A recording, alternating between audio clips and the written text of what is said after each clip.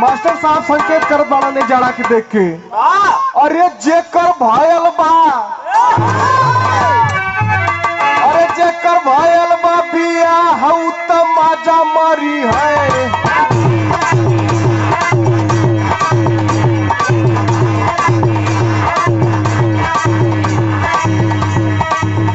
हे धनुष भैया, जेकर भायल बा बिया हऊ त माजा मारी है।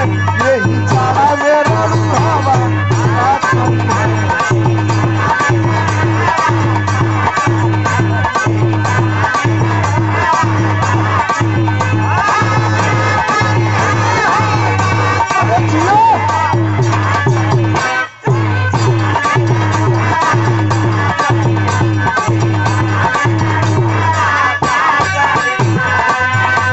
बतावत बा, कहत बा कि जेकर भयल हो बिया उ तो मजा ले ही। लेकिन हमारे मतीन रड़ुआ जाड़ा में का करी।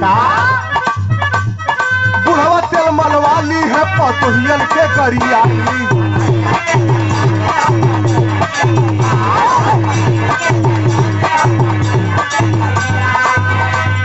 भैया भौजी सुत जाई है संगवा वो ही रजाई।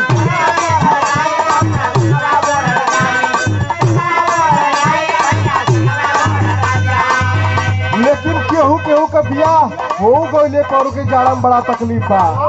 का जेकर नैहर में हरिया उत्तम माला फेरी है। जेकर नैहर में हरिया उत्तम माला फेरी है। यही जाड़ा मेरा रुहावा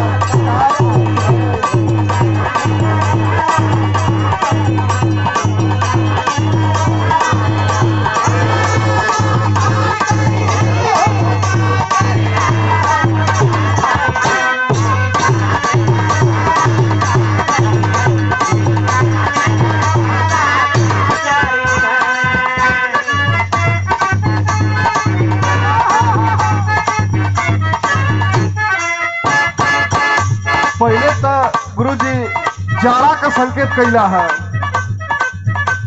लेकिन जब गर्मी का पारी आई तो कौनो नई नवेली दुल्हन अपने सैया जी से कुछ फरमाइश करत बा। का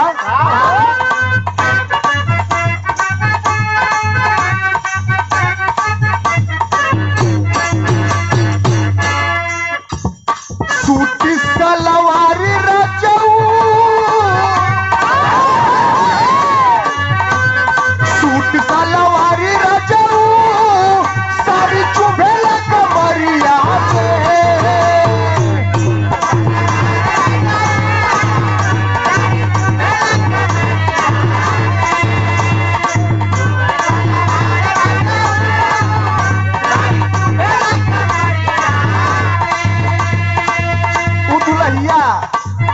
अपने आदमी से बतावत बा कि जो कुल सूट सलवार हो कुल एकदम दहिया में चुभत हो। का मांगत बा?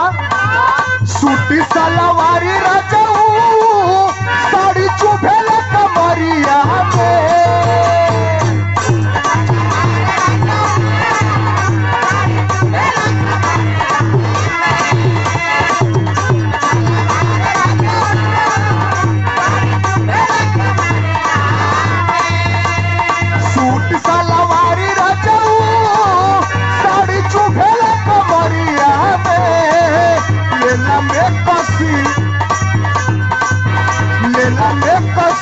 जाती बड़ा मीना